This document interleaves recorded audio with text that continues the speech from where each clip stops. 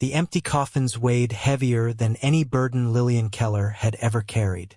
The whispers that followed her through the dusty streets of Ridgewood, Arizona Territory, in the summer of 1883 cut deeper than any knife could reach. Lillian stared out the window of her small home at the edge of town, her hands clasped tightly over her still swollen belly that no longer held life. 2 weeks had passed since she had given birth to her twin boys, neither one drawing a breath in this world. 2 weeks of enduring pointed looks and cruel words from townsfolk who should have offered comfort but instead found fault. "It's God's judgment," Mrs. Patterson had whispered loudly enough for Lillian to hear as she passed the general store yesterday. "A woman without a husband has no business bringing children into this world." Lillian's wedding ring had been buried alongside her husband Edward over a year ago, after a mining accident had taken him just 3 months after their wedding. She hadn't known she was with child when they laid him to rest. By the time she discovered it, the whispers had already begun. She brushed a tear away, refusing to give in to the grief that threatened to consume her. At 26, Lillian had expected to be surrounded by family by now, not standing alone in a home that echoed with emptiness. The silence was interrupted by a knock at her door. Lillian quickly smoothed her dress and wiped her eyes before opening it. Standing on her porch was Dr. Reynolds, his medical bag in hand. "Good afternoon, Mrs. Keller. I've come to check on you." Lillian nodded and stepped aside to let him enter. "I'm doing as well as can be expected, Doctor."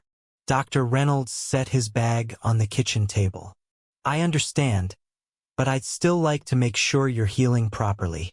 As he examined her, his face remained professionally neutral, but his eyes held the sympathy that so many in town refused to show. "Physically, you're recovering well," he said finally. "But I'm concerned about you being out here alone." "I have no choice," Lillian replied. "This is my home." Dr. Reynolds packed up his bag. "I've sent word to your sister in California." "Perhaps, no," Lillian interrupted firmly. "I won't be driven away. Edward and I built this life together, and I intend to honor that." After the doctor left, Lillian returned to her window. The afternoon sun cast long shadows across her small vegetable garden, now neglected. Beyond it stretched the empty expanse of land that she and Edward had dreamed of filling with crops and children's laughter. 2 days later, Lillian forced herself to go into town for supplies. She had nearly run out of flour and coffee, and though she dreaded facing the townsfolk, necessity demanded it. She tied her bonnet tightly under her chin, as if the thin fabric might shield her from their judgment. The general store was busy when she arrived. Conversation halted as she entered, and Mrs. Wilson, the preacher's wife, clutched her reticule closer as if Lillian's misfortune might be contagious. Lillian kept her head high as she gathered her items. When she approached the counter, Mr. Simmons the shopkeeper made a show of helping her quickly, clearly wanting her gone. "That'll be 73 cents, he said, not meeting her eyes. As Lillian counted out her coins, the bell above the door jingled. Heavy boots thudded across the wooden floor, and a deep voice called out, "Afternoon, folks." She turned slightly to see a tall man removing his hat as he entered. Dust covered his denim trousers and cotton shirt, and his dark hair curled slightly at the nape of his neck. She recognized him vaguely as one of the cowboys who worked at the Carter Ranch outside of town. "Mr. Olsen," Simmons greeted him. "What brings you into town today?"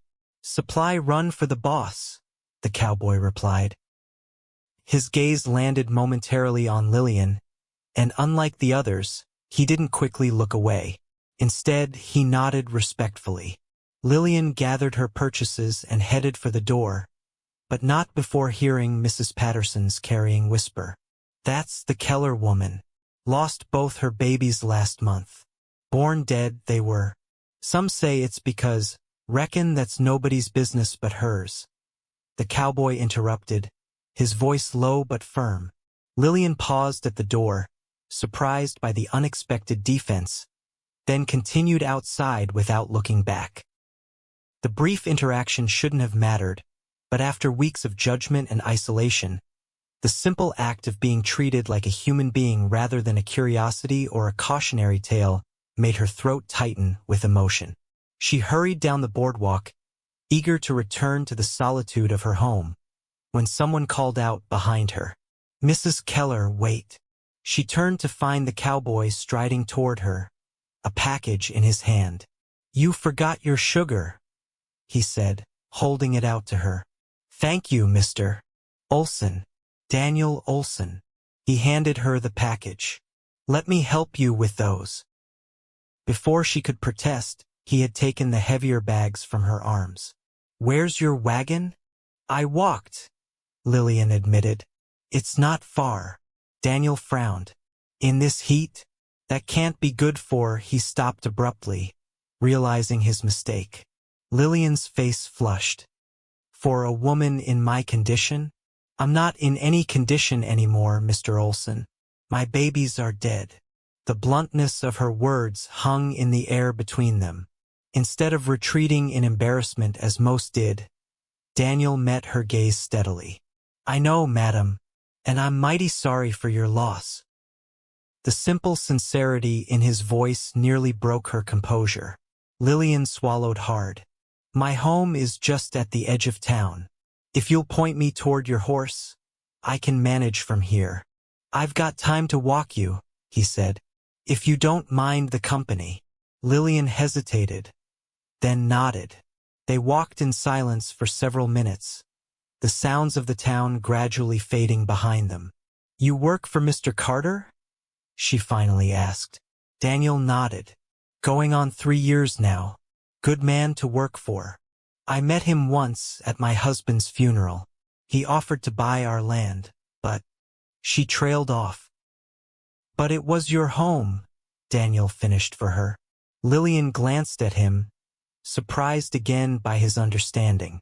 As they approached her small homestead, Daniel surveyed the property with an appraising eye.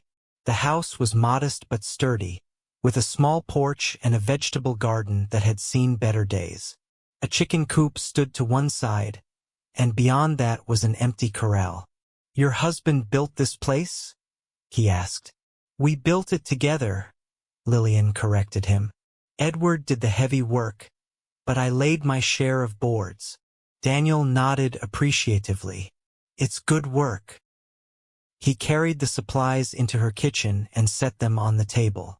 Standing in her home, he seemed even larger, his broad shoulders nearly touching the doorframe as he turned to leave. "Thank you for your help, Mr. Olsen," Lillian said, walking him to the door. "Daniel," he corrected. "And it was no trouble, Mrs. Keller." "Lillian," she replied automatically, then felt a flush creep up her neck at the impropriety. He smiled, a genuine expression that reached his eyes. "Take care of yourself, Lillian." She watched him stride back toward town, his hat placed firmly back on his head. Only when he disappeared from view did she realize it was the first real conversation she'd had in weeks that hadn't been filled with pity or judgment. The next morning, Lillian was awakened by the sound of a wagon approaching. She quickly dressed and peered out her window to see Daniel Olsen climbing down from a buckboard loaded with lumber and tools. She opened the door and stepped onto her porch. "Mr. Olsen? What are you doing here?" Daniel removed his hat.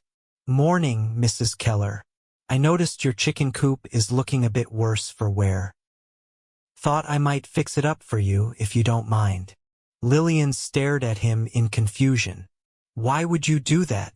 Daniel shifted his weight, suddenly looking less sure of himself. "Well, madam, I have the day off and I'm handy with tools.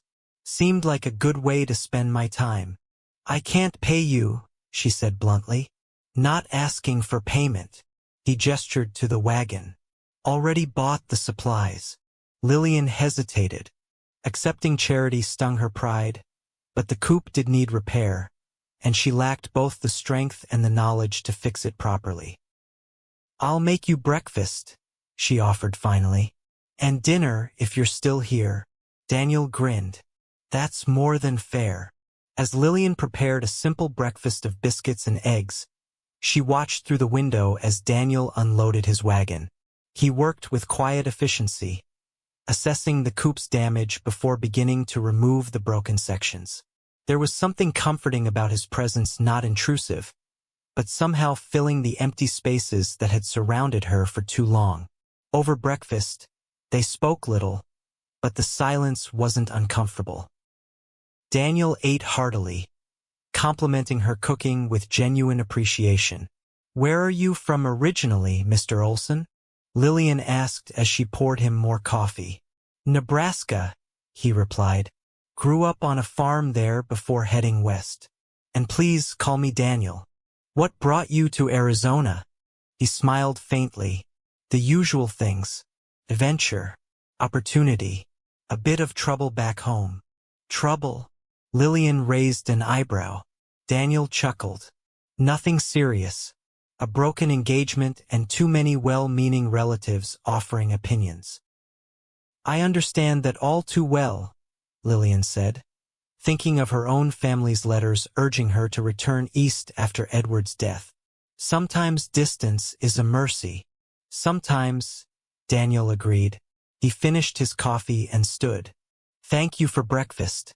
I should get back to work before the day gets too hot." Throughout the day, Lillian found herself glancing out the window more often than necessary. Daniel worked steadily, pausing only to drink from the water bucket she had brought him. By mid-afternoon, the chicken coop was completely repaired, looking sturdier than it had when Edward first built it. Daniel didn't stop there. He moved on to her garden, weeding the overgrown plots and mending the broken fence. Lillian watched in amazement as he transformed the neglected space, restoring order to what had become chaos in her weeks of grief. When she called him in for dinner, he washed up at the pump outside, his forearms tanned and strong as he scrubbed away the day's dirt. Lillian found herself looking away, uncomfortable with the direction of her thoughts. Over the simple stew she had prepared, Daniel told her about life at the Carter Ranch and the cattle drive they were preparing for next month.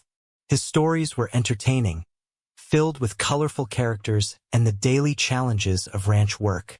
"Will you go on the drive?" Lillian asked. Daniel nodded. "It'll be a long one this time, all the way to Kansas."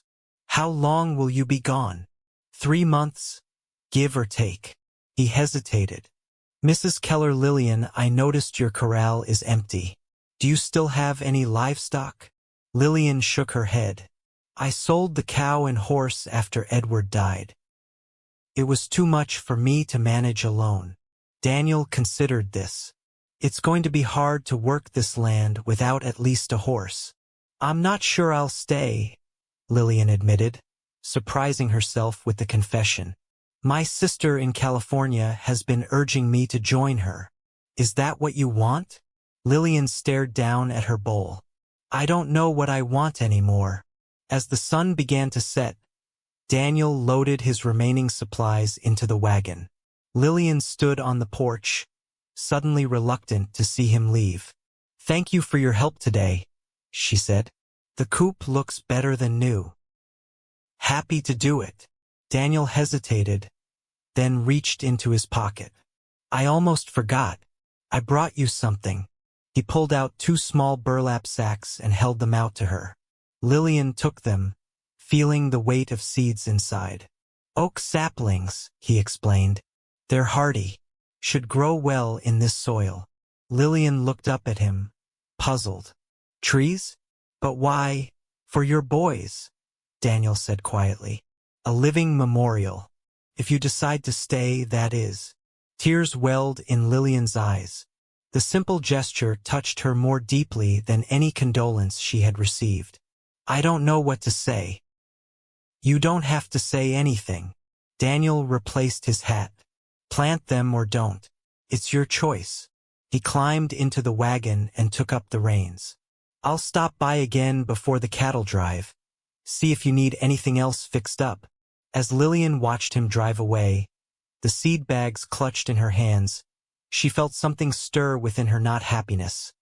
Exactly. But perhaps the first hint that happiness might someday be possible again. That night, Lillian sat on her porch long after darkness had fallen, considering Daniel's gift. The idea of planting trees for her sons had never occurred to her. The tiny graves in the cemetery had seemed so final, so devoid of life. But trees would grow and change with the seasons, providing shade and shelter, a living reminder rather than a stone marker of death.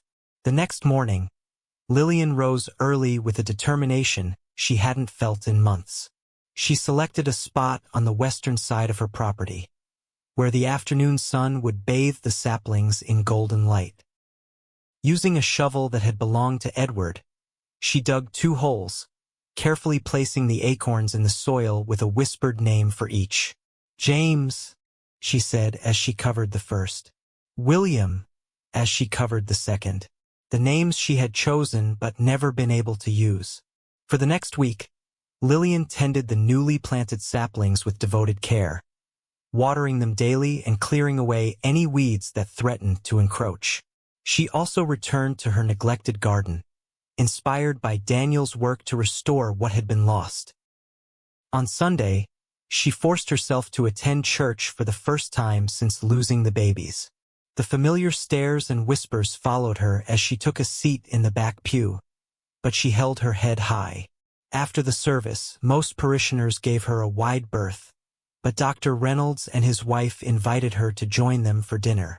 "It's good to see you out again, Mrs. Keller," Mrs. Reynolds said kindly as they walked to the doctor's house. "We've been worried about you."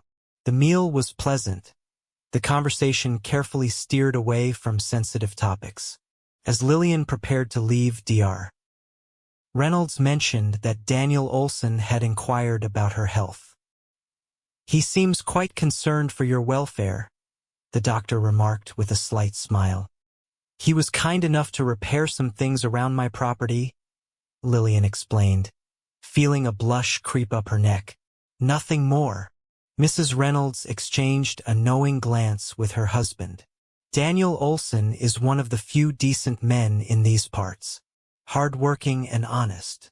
And single," Dr. Reynolds added with a wink. "I'm hardly in a position to think of such things," Lillian said firmly. "I'm still in mourning for my husband and my children." Dr. Reynolds' expression softened. "Grief doesn't follow a timetable, Lillian. But neither does life stop for it. Don't close yourself off to possibilities." Lillian pondered his words on the walk home, watching as the setting sun painted the distant mountains in shades of purple and gold. Edward had loved this land with its harsh beauty and endless horizons. They had planned to grow old together here, watching their children thrive in the freedom of the open spaces. Now she walked alone, the future as vast and uncertain as the desert stretching before her. Yet for the first time in months, she felt a flicker of curiosity about what that future might hold. 2 weeks passed without any sign of Daniel. Lillian tried not to feel disappointed, reminding herself that he owed her nothing. She continued caring for her saplings, pleased to see tiny green shoots beginning to emerge from the earth. One afternoon, as she was hanging laundry to dry, she heard the now familiar sound of Daniel's wagon approaching. Her heart quickened as she smoothed her hair and straightened her apron. Daniel pulled up to her house, looking trail-worn but smiling when he saw her. "Mrs. Keller," he called in greeting. "Hope I'm not intruding." "Not at all," she replied, trying to keep her tone casual. "I was beginning to think you'd forgotten about me." "That's not likely," Daniel said, then quickly added, "Mr. Carter had me riding the north boundaries. Just got back yesterday."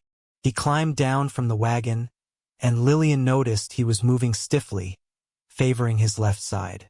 "Are you injured?" Daniel shook his head dismissively. "Just a disagreement with a horse. Nothing serious." But when he reached for a crate in the wagon, he winced visibly. "Come inside," Lillian insisted. "Let me take a look." Daniel started to protest but seemed to think better of it when she fixed him with a stern look. Inside, she had him sit at the kitchen table while she heated water. "You'll need to remove your shirt," she said, keeping her tone professional despite the flush creeping up her neck. Daniel hesitated, then unbuttoned his shirt and carefully eased it off. Lillian gasped softly at the large bruise spreading across his ribs. "A disagreement with a horse?" she questioned skeptically. "He made his point rather forcefully," Daniel admitted with a wry smile. Lillian gently pressed the area, feeling for any breaks. Daniel inhaled sharply but didn't pull away.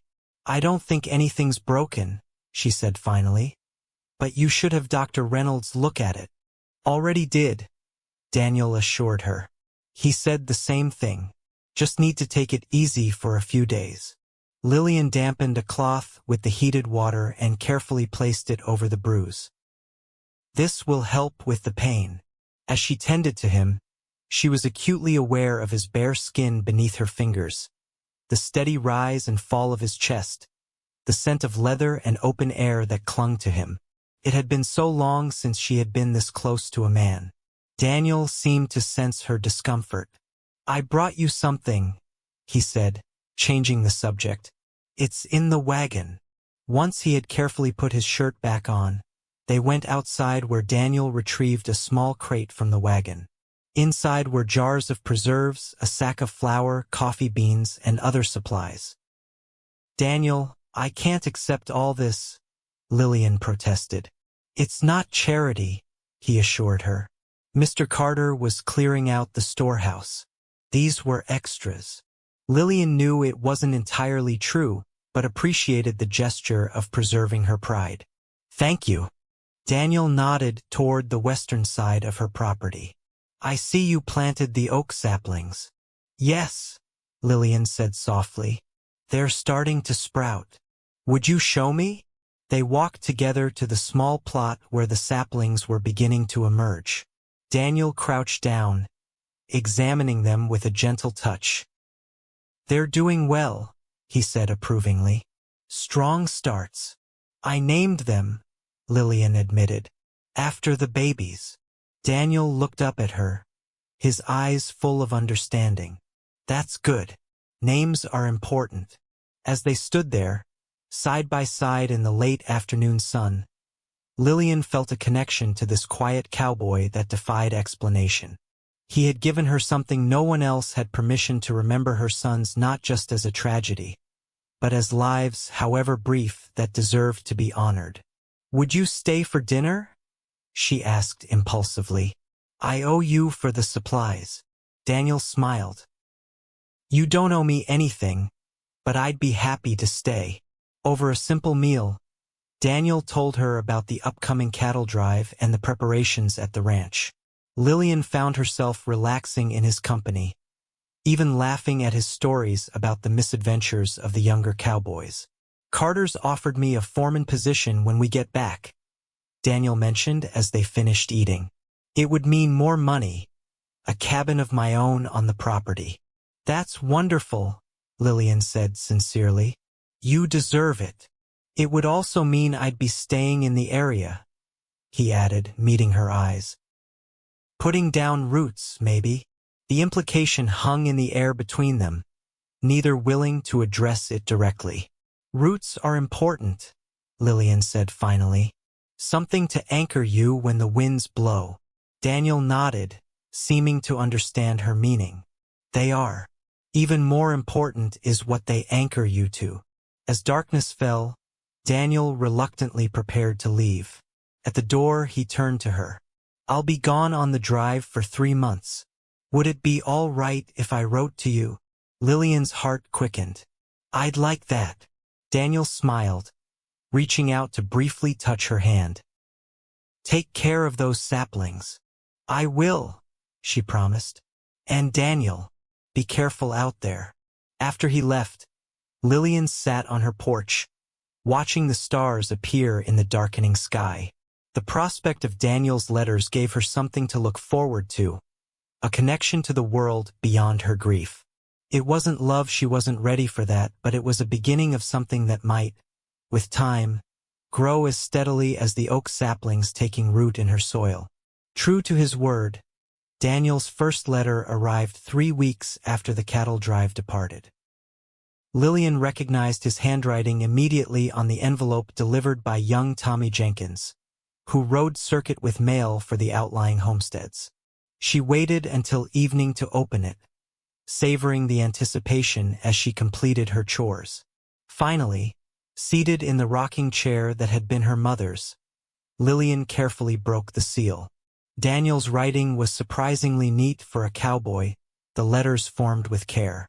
He described the drive's progress, the challenges of keeping 2,000 cattle moving north, and the varied landscapes they passed through.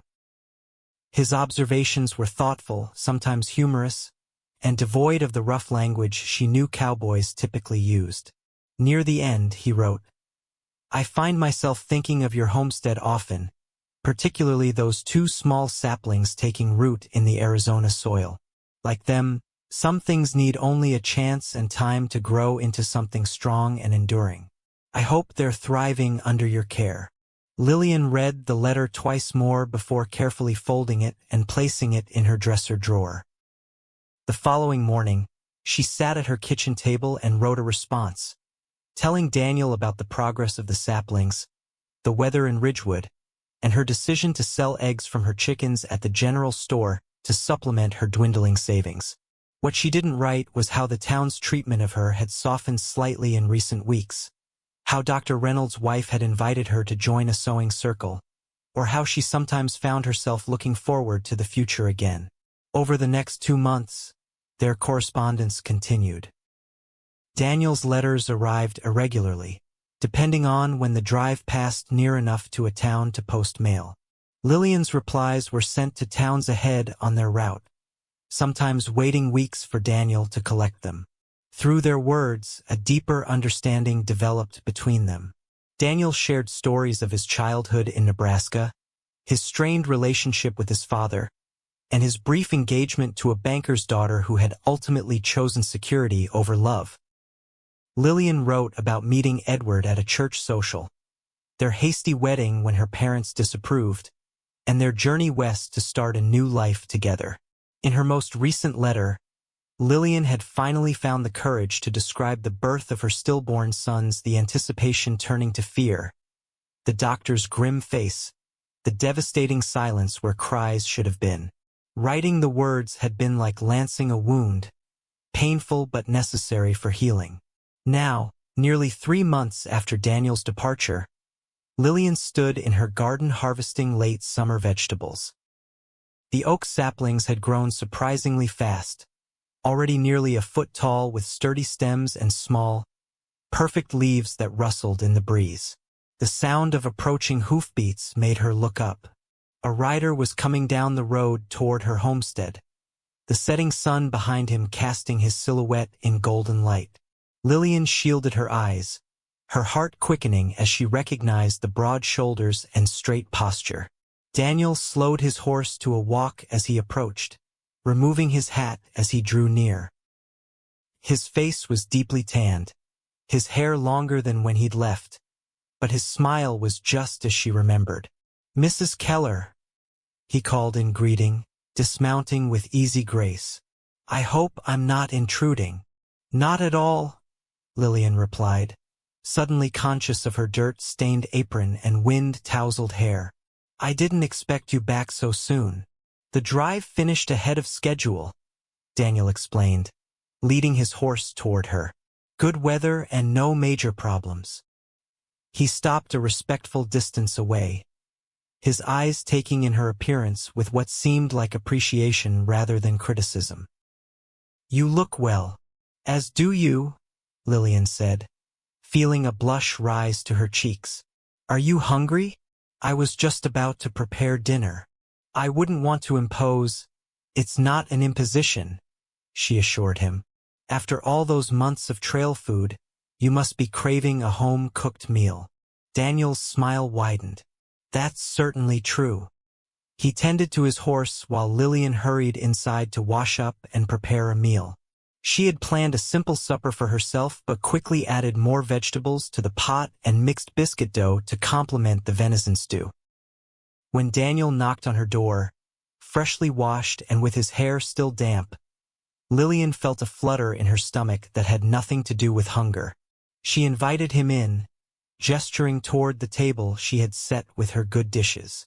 "This is mighty kind of you," Daniel said, taking the seat she offered. "I've thought about your cooking more than once on the trail." "Just my cooking?" Lillian asked before she could stop herself. Daniel met her eyes, his expression serious. "No, not just your cooking." The honesty in his voice made Lillian's cheeks warm. She busied herself serving the stew to hide her reaction. Over dinner, Daniel told her more about the drive, the stampede they'd narrowly controlled during a thunderstorm, the river crossing that had nearly cost them a dozen cattle, the satisfaction of delivering the herd intact and receiving top dollar at the Kansas railhead. "And Mr. Carter made good on his offer of the foreman position?" Lillian asked. Daniel nodded. "He did. I moved my things into the foreman's cabin yesterday." He hesitated, then added, "It's a good place. Solid. Room enough for—" He stopped, seeming to think better of what he was about to say. "For what?" Lillian prompted. "For a man to think about his future," Daniel finished carefully. After dinner, Daniel insisted on helping with the dishes, standing beside Lillian at the washbasin as she washed and he dried. The domestic intimacy of the act wasn't lost on either of them. "Would you like to see how your saplings are doing?" Lillian asked when they had finished. Outside, the evening had cooled, the western sky painted in streaks of orange and purple. They walked together to the growing oak trees, which stood like sentinels in the gathering dusk. "They've grown so much," Daniel said, genuinely impressed. "You've taken good care of them." "They're stronger than they look," Lillian replied softly, "like their namesakes might have been." Daniel turned to her, his expression solemn. "I got your last letter about the boys. I'm sorry I couldn't answer it before returning." "What would you have said?" Lillian asked. Daniel thought for a moment. "That grief shared is grief diminished. That memories, even painful ones, are precious. And that you honor your sons by continuing to live fully." Tears welled in Lillian's eyes at his words. "How is it you always know exactly what I need to hear?" "I don't," Daniel admitted, "but I try to speak from the heart." As twilight deepened around them, they stood in silence, shoulders nearly touching. Finally, Daniel spoke again.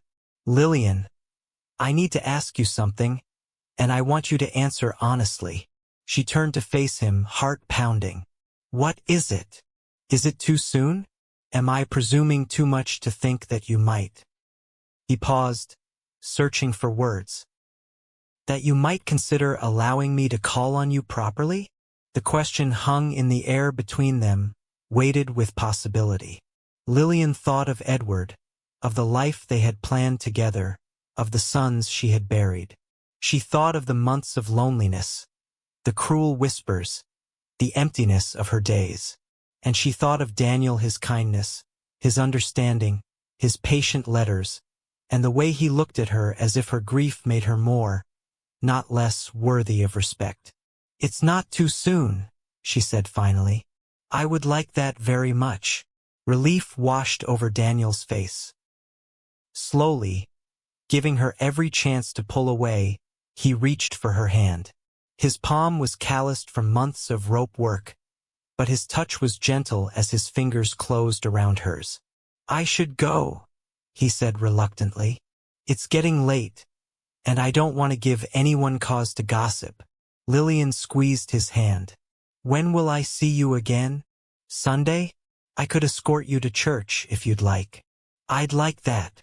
Daniel mounted his horse, looking down at her with a smile that made her heart skip. "Good night, Lillian." "Good night, Daniel." As she watched him ride away, Lillian felt something unfamiliar stirring in her chest, hope, fragile but undeniable, taking root alongside grief. True to his word, Daniel arrived at Lillian's homestead early Sunday morning, dressed in his best clothes, his horse groomed to a shine. Lillian had spent extra time on her appearance, wearing a blue dress that brought out the color of her eyes and arranging her hair in a style that softened her features. The ride to church was filled with comfortable conversation, but Lillian grew increasingly nervous as they approached town. It would be the first time they had been seen together in public, and she knew it would spark talk. "Are you certain about this?" she asked as the church steeple came into view. "People will talk." Daniel's expression remained steady. "Let them. I'm proud to be seen with you, Lillian." His confidence bolstered her own, and when they arrived at the church, Lillian held her head high as Daniel helped her down from the wagon. The stares and whispers followed them inside, but Daniel's hand at the small of her back guided her forward with reassuring pressure. They took seats near the middle, and Lillian was surprised when Mrs. Reynolds immediately moved to sit beside her, giving her a warm smile of approval. Dr. Reynolds nodded respectfully to Daniel before joining his wife. Throughout the service, Lillian was acutely aware of Daniel beside her, the sound of his clear baritone during hymns, the respectful attention he paid to Reverend Wilson's sermon, the subtle shift of his shoulder against hers when he reached for the Bible in the pew rack. After the service, Daniel stood protectively at her side as congregation members filed past. Some offered perfunctory greetings, others studied them with open curiosity, but a few, like the Reynolds, stopped to chat amiably. "Mr. Olsen?" Mrs. Patterson approached them, her pinched face set in a smile that didn't reach her eyes. "How nice to see you in church. And Mrs. Keller, you're looking recovered." Before Lillian could respond, Daniel spoke. "Mrs. Keller has shown remarkable strength of character through difficult times. It's a quality I greatly admire." Mrs. Patterson's smile faltered. "Yes, well, good day to you both." As she walked away, Lillian bit back a smile at Daniel's diplomatic but firm rebuke. "Would you care to join us for Sunday dinner?" Dr. Reynolds asked them. "My wife has prepared more than enough." Daniel looked to Lillian, leaving the decision to her. She hesitated only briefly before accepting, grateful for the doctor and his wife's kindness. The meal at the Reynolds home was pleasant, the conversation flowing easily as Dr. Reynolds recounted tales of his early days as a frontier doctor, and Mrs. Reynolds gently drew out Daniel's stories of the cattle drive. If they noticed the careful distance Daniel and Lillian maintained, never touching, always properly addressed, they made no mention of it. As they prepared to leave, Mrs. Reynolds took Lillian aside. "He's a good man," she said quietly, "and you deserve happiness, my dear."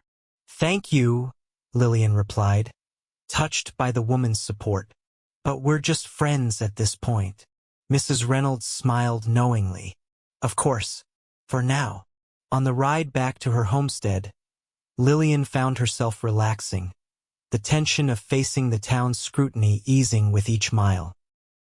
Daniel seemed content to drive in companionable silence, occasionally pointing out a hawk circling overhead or a jackrabbit darting across the road.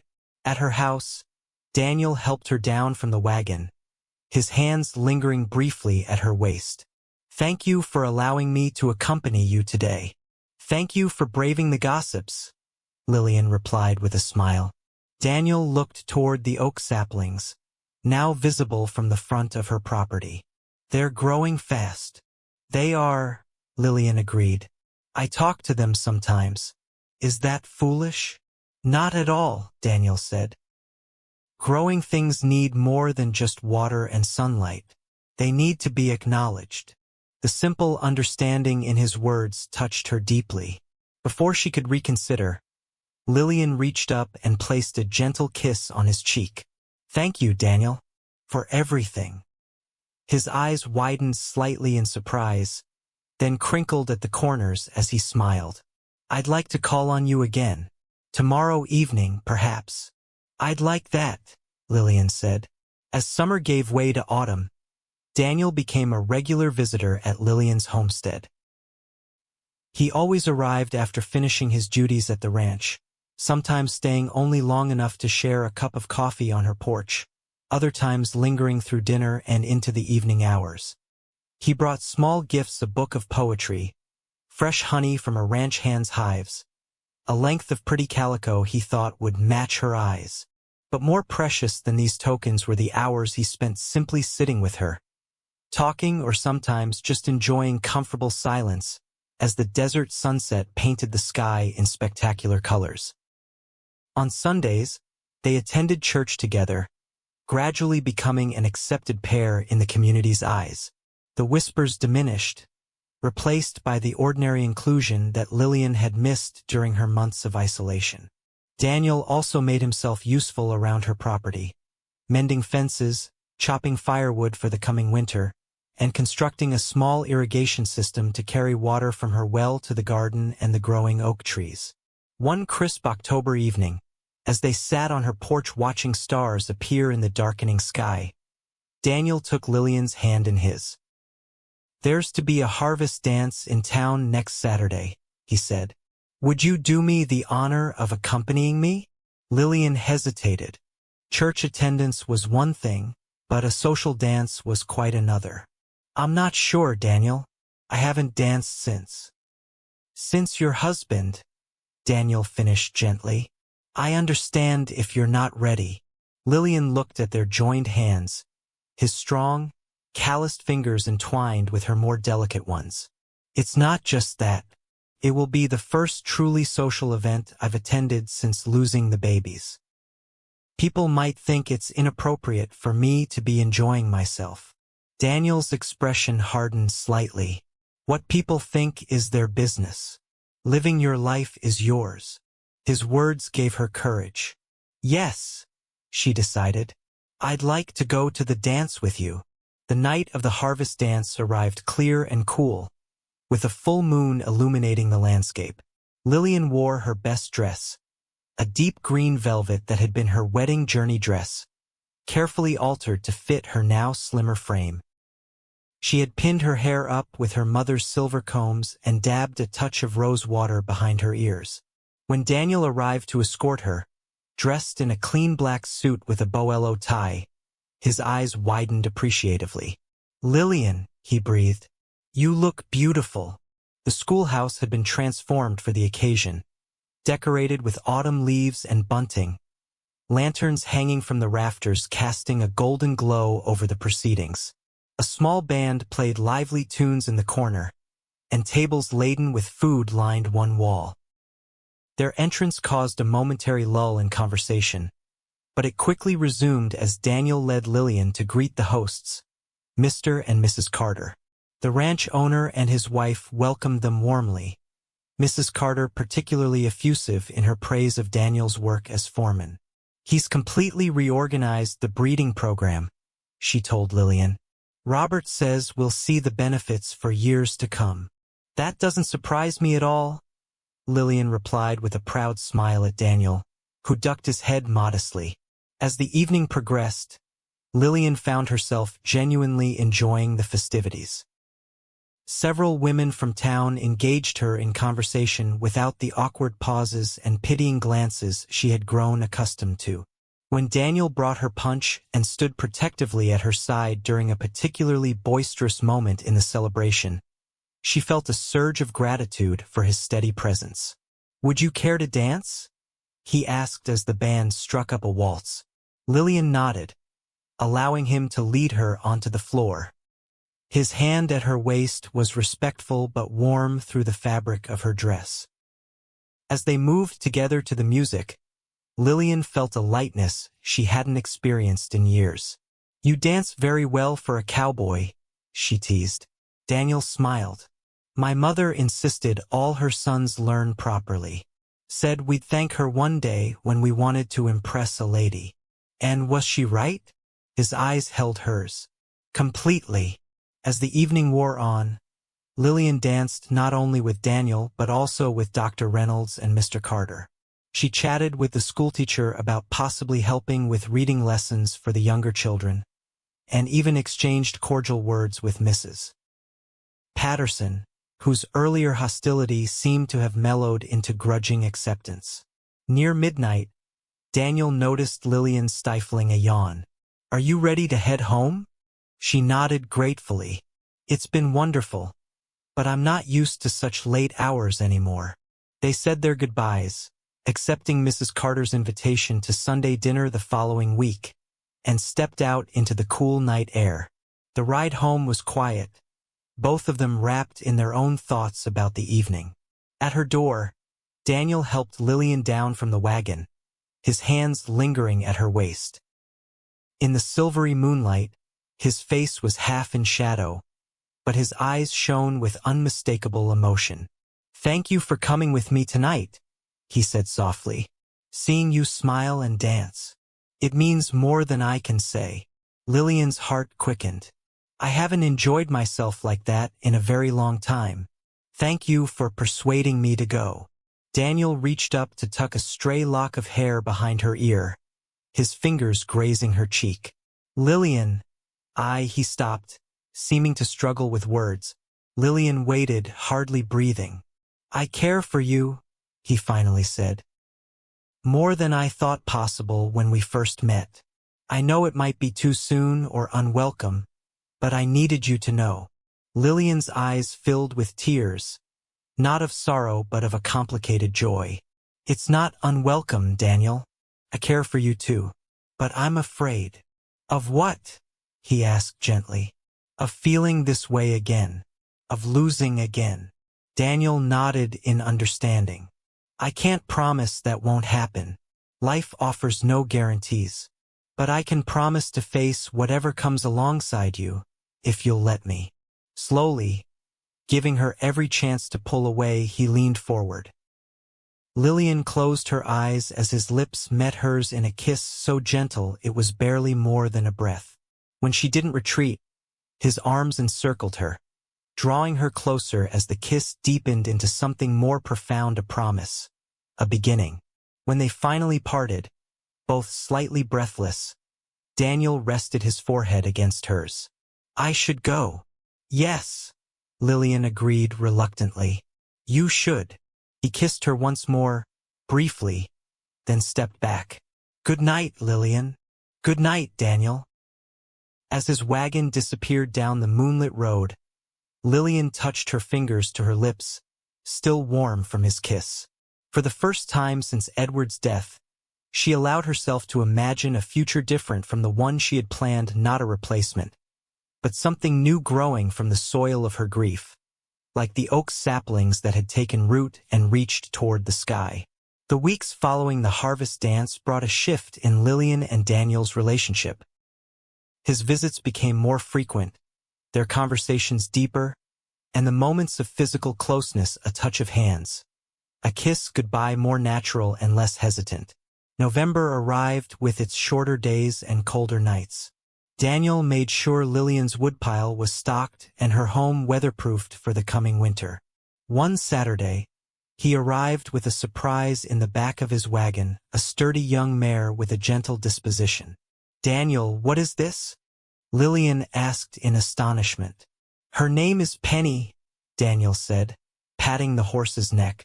"One of the Carter Ranch mares. She's getting on in years, but still has plenty of good use left in her." "I can't accept a horse," Lillian protested. "It's too valuable a gift." Daniel shook his head. "She's not a gift exactly. Mr. Carter is letting you have her on loan for the winter. He says a woman alone should have transportation, especially when the weather turns." Though Lillian suspected this was at least partly Daniel's doing, she accepted the arrangement gratefully. Having a horse would indeed make a significant difference in her independence, allowing her to travel to town without waiting for someone to drive by. That same day, Daniel helped her clean out the small stable attached to the corral, making it comfortable for Penny. As they worked side by side, Daniel spoke of his plans for the ranch's winter operations and his hope of acquiring a small parcel of land of his own someday. "What would you do with your own land?" Lillian asked, spreading fresh straw in the stall. "Build something," Daniel said. "A home, a future." Not a big ranch, just enough for a family to live well. The implication wasn't lost on Lillian, but neither of them addressed it directly. Instead, they finished settling Penny into her new home and then walked together to check on the oak saplings, now nearly 2 feet tall and thriving despite the cooler weather. They'll lose their leaves soon, Daniel observed, but the roots are growing stronger beneath the ground. By spring, they'll be ready for a growth spurt. Lillian nodded, thinking how the same might be said of her heart dormant for so long, but now putting down new roots, preparing for growth that wasn't yet visible on the surface. Thanksgiving approached, bringing invitations for Lillian to join both the Reynolds and the Carters for the holiday meal. After some deliberation, she accepted the Carters' invitation, knowing Daniel would be there as part of the ranch family. The day proved to be cheerful and abundant, with Mrs. Carter presiding over a table laden with turkey, venison, and all the trimmings. The ranch hands, scrubbed clean and on their best behavior, treated Lillian with respectful courtesy that she suspected had been encouraged by Daniel's watchful eye. After dinner, while the men gathered on the porch to smoke and the women cleaned up the kitchen, Mrs. Carter drew Lillian aside. "I'm glad you came today," the older woman said. "I've been wanting to speak with you." "Oh," Lillian responded, suddenly nervous. Mrs. Carter smiled reassuringly. "Nothing to worry about, my dear. I just wanted to tell you how pleased Robert and I are about your friendship with Daniel. He's been like a son to us these past few years, and we've never seen him as content as he's been these past months." Lillian blushed. "He's been very kind to me during a difficult time." "It's more than kindness, I think," Mrs. Carter said gently. "And I want you to know that whatever happens between you two, you have our full support." "Thank you," Lillian replied, touched by the woman's acceptance. "That means a great deal." When it was time to leave, Daniel insisted on escorting Lillian home, despite the Carters' offer for her to stay in their guest room. The evening had turned cold, and he wrapped a thick blanket around her in the wagon before setting off. The stars were brilliant in the clear night sky as they traveled the familiar road to her homestead. Daniel pointed out constellations, naming them and telling her the stories behind them that he'd learned from an old Mexican vaquero on his first cattle drive. At her door, his goodbye kiss lingered longer than usual, his arms holding her close against the chill. "When can I see you again?" he asked, his breath forming clouds in the cold air. "Sunday at church," Lillian replied. Daniel nodded. "And after, you could join me for dinner." His smile warmed her more than the blanket had. "I'll look forward to it." As December arrived, bringing the occasional dusting of snow to the high desert, Daniel continued to be a constant in Lillian's life. They established a comfortable routine of Sunday dinners after church and Wednesday evening visits when his ranch duties allowed. Sometimes they read together by lamplight, Daniel's deep voice bringing poetry to life in a way that surprised and delighted Lillian. Other times, they simply talked, sharing stories of their pasts and cautious hopes for the future. One Wednesday evening, as a rare winter rain pattered against the windows, Daniel arrived looking unusually serious. He declined Lillian's offer of coffee, instead standing somewhat stiffly in her small parlor. "Is something wrong?" Lillian asked, concern creeping into her voice. Daniel shook his head. "No, nothing's wrong. But I need to tell you something, and I'm not sure how you'll feel about it." Lillian's heart sank. In her experience, such beginnings rarely led to pleasant revelations. "Please, just tell me." Daniel took a deep breath. "I've purchased land, 20 acres adjoining the northeast corner of the Carter Ranch." "Oh!" Lillian's relief was palpable. "Daniel, that's wonderful news. Your own land, just as you wanted." He nodded, still looking serious. "There's more. I've been saving nearly all my wages these past 3 years. Between that and the bonus Mr. Carter gave me after the cattle drive, I have enough to build a proper house." Not large, but solid. 2 bedrooms, a good kitchen, a porch that wraps around to catch both sunrise and sunset. Lillian's pulse quickened as she began to understand the direction of his thoughts. It sounds lovely. It's just plans on paper right now, Daniel continued. The architect in town drew them up last week. He hesitated, then reached into his coat and withdrew a folded piece of paper. I'd like you to look at them. Tell me what you think. With slightly trembling hands, Lillian unfolded the paper. The house design was indeed lovely, simple but well-proportioned, with practical features and thoughtful touches like built-in bookshelves and a sewing nook by a large window. It's beautiful, she said sincerely. You've thought of everything. Not everything, Daniel replied, his voice low. The most important thing I can't decide alone. He took the plans from her hands and set them aside, then reached for her hands, holding them gently in his own. Lillian, I know we've only known each other a short while, and I know you've endured losses that I can't fully understand. I would never presume to replace what you've lost. He paused, seeming to gather his courage. But I love you. I think I began to love you that first day in town, when you held your head high despite everything. Tears filled Lillian's eyes as Daniel continued. I'm asking if you might consider a future with me. Not right away, I know you need time, and the house won't be ready until spring. But someday, when you're ready, would you consider becoming my wife? The question hung in the air between them, weighted with hope and possibility. Lillian looked into Daniel's eyes, seeing there a steadiness that had anchored her through months of healing. Daniel, she began, her voice thick with emotion. What I felt for Edward was real and true, and a part of me will always love him. Daniel nodded, accepting this without jealousy. But, Lillian continued, my heart has proven larger than I thought possible. There's room in it for a new love, different but no less real. She squeezed his hands. Yes, I will consider it. More than consider it. When the house is ready, if you still feel the same way, I would be honored to become your wife. Joy transformed Daniel's face. He pulled her gently into his arms, holding her as if she were something infinitely precious. When he kissed her, it was with a tenderness that spoke volumes about the kind of husband he would be: respectful, patient, and deeply loving. They spent the rest of the evening discussing the house plans in detail, with Lillian offering suggestions that Daniel noted carefully. They spoke of practical matters: the furniture she would bring from her current home, the additional pieces they would need, how they might enlarge the garden at the new property. When it was time for Daniel to leave, the rain had stopped, revealing a sky washed clean and filled with stars. At the door, he kissed her once more, a promise sealed between them. One more thing, he said as he prepared to mount his horse. I'd like to dig up those oak saplings in the spring and replant them at our new home. They should be strong enough to transplant by then.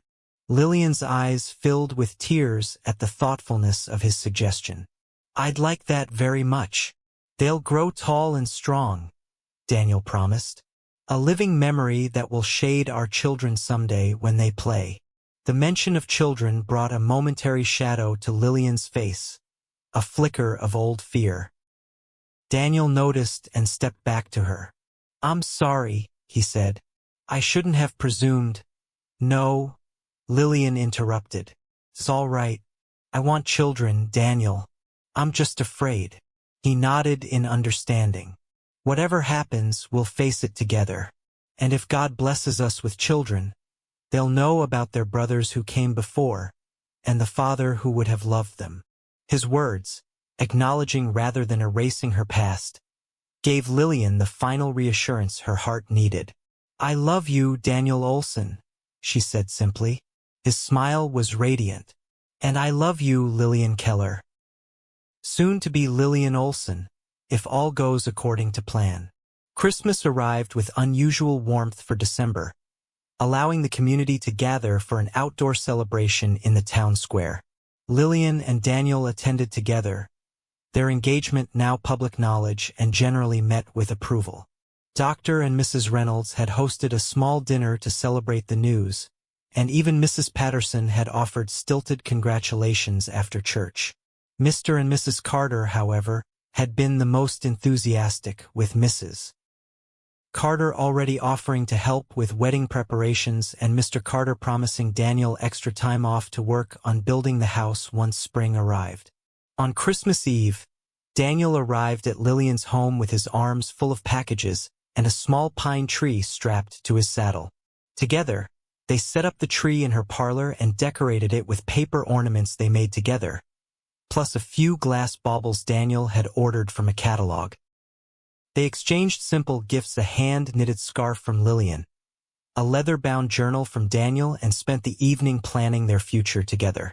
Before leaving, Daniel presented her with one more gift, a delicate gold ring with a small pearl. "It was my grandmother's," he explained as he slipped it onto her finger. "My mother gave it to me before she passed, said I should save it for when I found the right woman." Lillian admired the simple elegance of the ring, touched by its history. "It's perfect, Daniel. I'll treasure it always." The winter months passed in a flurry of activity. Construction on Daniel's house, their house, as he insisted on calling it, began in February, with Daniel working alongside the hired builders whenever his duties at the ranch permitted. Lillian rode Penny over to the site frequently, bringing food for the workers and offering input on various decisions as the structure took shape. By March, the frame was complete and the roof in place. Daniel took Lillian on a tour, describing where each piece of furniture would go, how the light would fall through the windows at different times of day, the view they would have from the porch swing he planned to build. "And here," he said, leading her to what would be their bedroom, "we'll have a window that faces east so we can wake with the sun." Lillian leaned against him, imagining mornings spent watching the sunrise together. "It's going to be beautiful."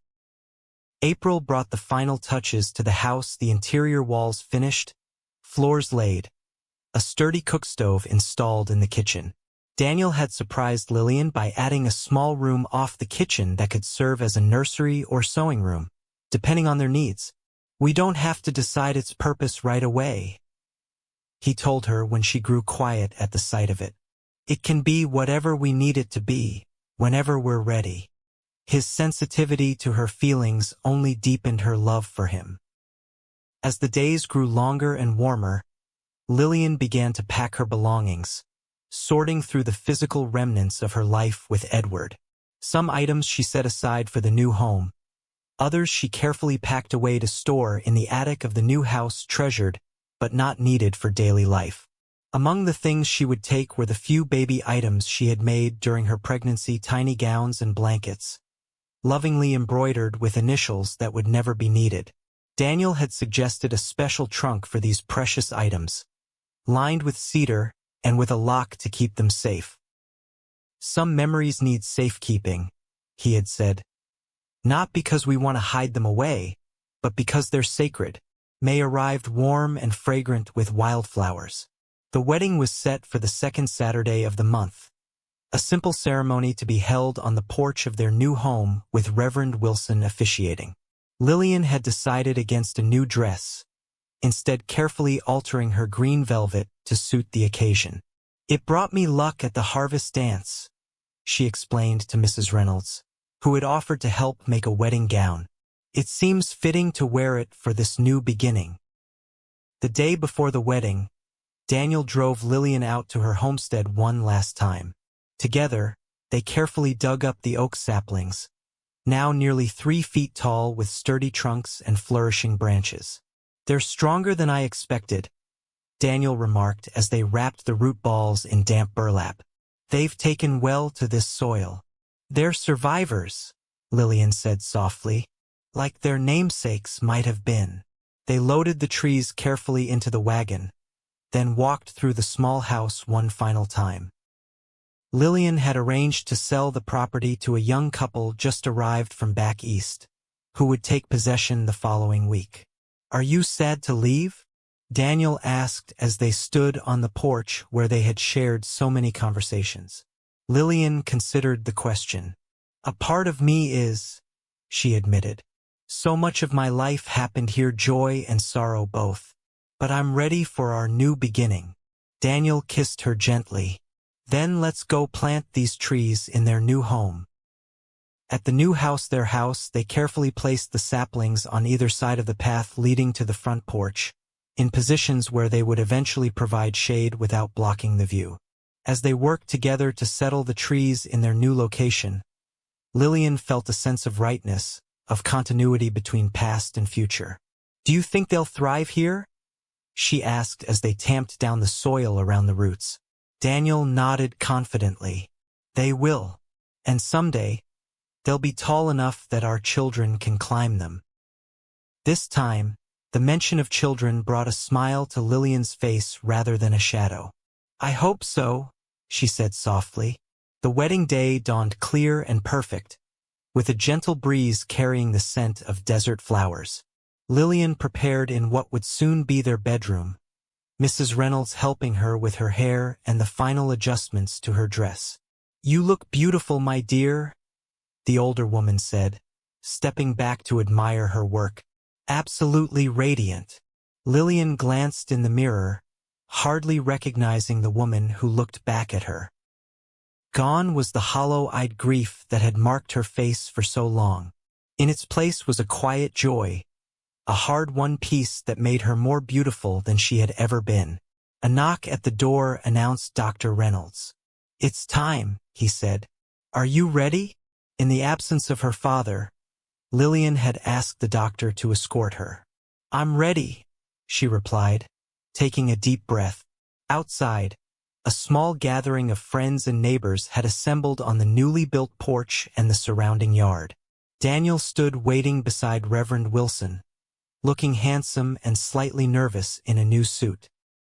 When he saw Lillian approach on Dr. Reynolds' arm, his face transformed with such transparent love that several of the guests were seen to wipe away tears. The ceremony was brief but meaningful. Daniel and Lillian exchanged simple vows they had written themselves, promises to honor each other's pasts while building a future together. When Reverend Wilson pronounced them husband and wife, Daniel's kiss was tender but certain, sealing their commitment before the community they had both come to call home. The celebration afterward was joyful, with food and music and dancing in the yard. Mr. Carter made a toast to the couple that brought laughter and applause, and Mrs. Reynolds presented them with a handmade quilt for their new bed. As the afternoon light began to fade, the guests gradually departed, leaving the newlyweds alone in their new home. Daniel closed the door behind the last well-wishers, then turned to Lillian with a smile that held both love and promise. Welcome home, Mrs. Olsen, he said softly. Lillian stepped into his embrace, finally allowing herself to believe fully in the future they would build together. It feels right, she whispered against his chest. Like this is where I was always meant to be. Later, as they stood on their porch watching the sunset paint the desert in gold and crimson, Daniel wrapped his arms around Lillian from behind, his chin resting on her shoulder. Together, they looked out at the land that was now theirs and the two oak saplings standing sentinel beside the path. What are you thinking? Daniel asked quietly. Lillian leaned back against him, drawing strength and comfort from his solid presence. I'm thinking about how life surprises us. How loss can lead to finding. How two tiny trees can take root and grow, even in difficult soil. Daniel's arms tightened around her. They'll grow tall and strong, he promised. And so will we together. As the stars began to appear in the darkening sky, Lillian turned in her husband's arms to face him. I love you, Daniel Olsen, she said simply. Thank you for planting trees and holding my hand when I needed it most. I love you, Lillian Olsen, he replied, his voice husky with emotion. And I always will. Their kiss, framed by the gathering twilight, was both an ending and a beginning, the final chapter of separate journeys, and the first page of a shared story that would continue to unfold, season by season, year by year, nurtured by love and the enduring strength of roots planted in fertile soil. Epilogue: 5 years later, the summer sun beat down on the Arizona landscape, turning the desert into a shimmering sea of heat. On the porch of the Olsen homestead, Lillian sat in the shade, gently rocking the cradle where her 3-month-old daughter slept peacefully. From the yard came the sound of childish laughter as Daniel chased their 3-year-old son Thomas around the 2 oak trees that now stood over 10 feet tall. "Papa, up!" Thomas demanded, pointing at the sturdy lower branches of one of the trees. Daniel obligingly lifted the boy, helping him grasp the branch and then supporting him as he dangled triumphantly. "Look, Mama, I'm climbing James' tree." Lillian smiled at her son. "I see you, sweetheart. Be careful." Daniel caught her eye over Thomas's head, his expression filled with the quiet joy they had built together over the past 5 years. They had named their first child Thomas Edward, honoring both Daniel's father and Lillian's first husband. Their daughter, newly arrived after a difficult but ultimately successful pregnancy, they had named Sarah Grace Sarah for Daniel's mother, Grace for the blessing she represented in their lives. The oak trees had thrived in their new location, growing straight and strong. Daniel had placed small brass plaques at their bases, engraved simply with James and William and the date of their birth. Each year on that date, the family placed wildflowers beneath the trees in a quiet ceremony of remembrance. Lillian had explained to Thomas, in terms a child could understand, that he had 2 brothers who lived in heaven, and that the trees helped them watch over the family. He had accepted this with the simple faith of childhood, sometimes sitting beneath the branches to talk to his heaven brothers. The sound of hoofbeats announced a visitor. Dr. Reynolds rode up the path between the oak trees, dismounting with the slight stiffness that came with advancing age. "Good afternoon," he called cheerfully. "I was on my way back from the Jensen place and thought I'd stop to see how our newest Olsen is doing." "She's perfect," Lillian replied, rising to greet him. "Just had her feeding and fell right to sleep." Dr. Reynolds peered into the cradle, nodding approvingly. "Growing well, just as she should be." He glanced up at Lillian with the professional assessment that never quite left his gaze. "And you? Recovering properly?" "I am," Lillian assured him. "Daniel makes sure I rest enough." Daniel approached with Thomas riding his shoulders. "She's the one who needs reminding to slow down," he said with affectionate exasperation. "Found her replanting the entire vegetable garden yesterday." "Just the tomatoes," Lillian protested with a laugh. Dr. Reynolds smiled at their easy banter. "Well, the whole town's talking about the blue ribbon your preserves won at the county fair last month." Mrs. Patterson was positively green with envy. This brought laughter from both Lillian and Daniel. Mrs. Patterson had gradually become, if not exactly a friend, at least a civil acquaintance over the years. The birth of Thomas had done much to soften the town's last remaining whispers about Lillian's past, and Sarah's arrival had been met with nothing but genuine congratulations. "Will you stay for supper, Doctor?" Lillian asked. "We have plenty." "I'd be delighted," the doctor accepted. "Martha's visiting her sister in Tucson, so I've been fending for myself this week." As Daniel showed Dr. Reynolds the improvements they'd made to the barn, Lillian checked on Sarah, still sleeping soundly, her tiny face peaceful. Thomas had wandered back to the oak trees, speaking in his childish way to his brothers about the lizard he had seen that morning. Watching her living son communing with the memory of those she had lost, Lillian felt the familiar mixture of grief and gratitude that had become part of her daily life. The pain had dulled with time, transformed into a tender spot that ached occasionally but no longer threatened to consume her.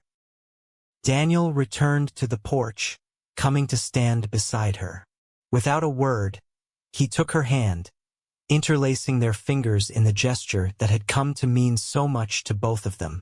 "Happy?" he asked quietly. Lillian looked up at him.